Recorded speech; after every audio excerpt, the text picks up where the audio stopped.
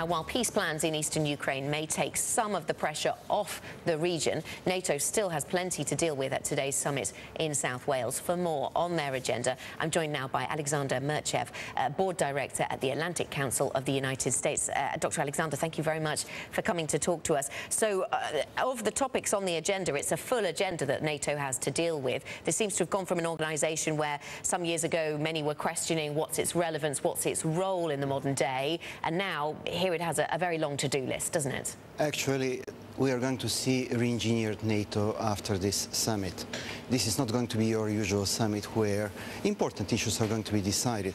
At this particular stage of the history of NATO, most probably are going to be make or break decisions, are going to be put on the table and tackled. That would require a different set of tools to be implemented, a different set of rapid ways to react to the new challenges, and probably most importantly the political will and what are the dreams and the plans without financing. So the funding should be high on the agenda. Let's talk about the funding, because there has been a conversation running up to this summit about just how much European countries are putting in and should put in to the big NATO pot. Do you see European countries digging deeper, putting more money into NATO? At the end of the day, yes, simply because, as you know, this type of measures are not implemented overnight. It's going to take a while with the perspective 5–10 years. But I think the targets are going to be met simply because we are facing a new types of war. You see the hybrid war that has taken place in Ukraine. You see the ISIS actually advancing in a way that is challenging not just our set of thinking, but set of values, the way that we see the world. And probably for the first time, relatively successfully, after the Cold War, the post-Cold War paradigm has been challenged in Ukraine, wherever the doctrine of limited sovereignty has been reintroduced, something that we haven't seen till the Cold War. ISIS, the point is not that they just do not recognize the borders.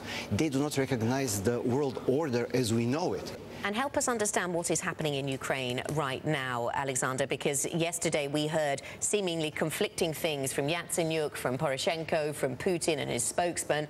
What is happening on the ground? How close to any peace plan are we? Putin's presented 7 steps, but is Ukraine going to agree to them?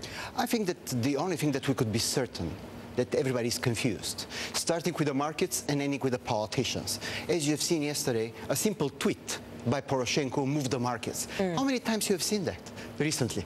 So the nervousness, simply because suddenly Russia is probably no more a strategic partner. It is going to change the whole way that we are viewing this part of the world. In Ukraine on the ground, definitely we're not going to see the Ukraine as it was. Are we going to end up with a Ukraine where we see much more autonomy for the eastern part under a Russian sphere of influence? Is that where we're moving to, and how long does it take to get there? Definitely certain new accommodation is going to be reached, simply because the situation is unsustainable. The sanctions that we're applying is the last resort, even though massive. There, as you've seen, they've been moved the markets in a way that we haven't seen recently because of different reasons, including the fact that for the first time we have such a massive push toward the country that is more or less integrated in the world economic system. Most of the type of the sanctions that has been applied before were to the countries that were marginal. Russia is not marginal. It is here to stay.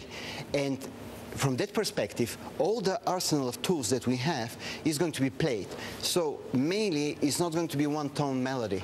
We need the symphony, and the orchestra is the European Union, the United States, and the whole world community that sustain our values. Can I ask you about Iraq, what happens there? What are the options for NATO? Should NATO be involved in Iraq? I ask that because we're looking at a withdrawal from Afghanistan. Many people ask questions about whether there really was a NATO role in Afghanistan. I think that it's not a matter of choice.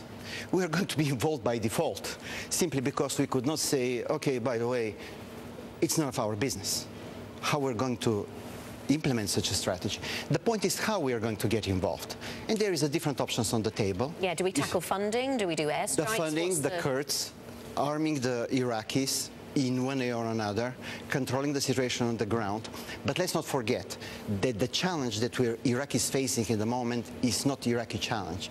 Today I've heard a very distinguished friend of mine arguing basically that, you know, it's Iraqi's business, we are going to keep our fingers crossed, we give them money, we give them weapons. The type of challenge is going to go across the board. It is not going to stay confined within the limits of some limited area somewhere in the Middle East where we are going to read on a first page of the newspapers, or from time to time when something atrocious happens, is going to be on the first page. Does the West underestimate ISIS, IS, whatever you call them? Have they been underestimated? Have we quickly had to reevaluate the threat that this type of organization can pose? I don't see underestimation because, you know, the people in charge are pretty well aware what it's all about. I think that the general public is finally getting in a position to grasp what is actually going on. And social media has changed that. Oh yeah, absolutely. In a way, the way that they propagated this war, because the hybrid wars that I've just mentioned are now kind of becoming the set of tools of the day, the society has got much better informed about the type of challenges that we're facing. Something they have been considering really as a tool of their advancement actually backfired, because now the civilized world know what is this all about. Dr. Alexander, thank you very much for joining us. Good to hear from you this morning. Dr. Alexander Mirtchev, Board Director of the Atlantic Council of the United States.